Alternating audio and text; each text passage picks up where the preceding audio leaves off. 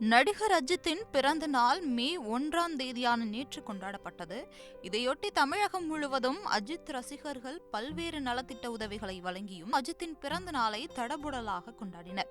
அஜித்தின் பிறந்த நாளன்று அவர் நடித்த கிளாசிக் ஹிட் படங்களான பில்லா மற்றும் தீனா ஆகியவை ரீ-ரிலீஸ் செய்யப்பட்டன. இதனால் திரையரங்குகளும் திருவிழா கோலமாக காட்சியளித்தது.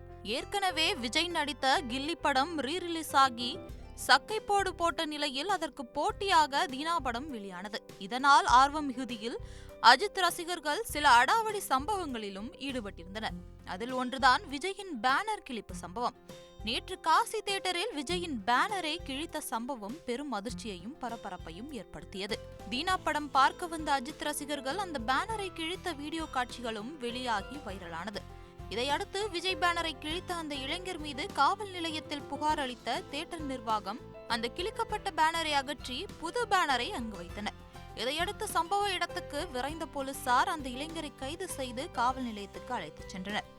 அங்கு போலீசாரிடம் செம்ம டோஸ் வாங்கிய அந்த இளைஞர் மன்னிப்பு கேட்ட வீடியோ வெளியாகி இணையத்திலும் வைரலாகியது.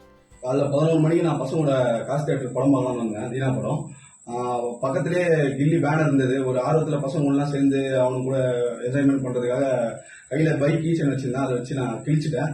இது மூலயமா அண்ணன் விஜய் அவர்களுக்கும் தமிழக வெற்றி கழக நண்பர்களுக்கும் என்னுடைய மன்னிப்பை நான் கேட்டுக்கொள்கிறேன். மேலும் இது போன்ற சம்பவங்கள் ஈடுபட மாட்டேன் என்ற பலவழியும் மன்னிப்பு.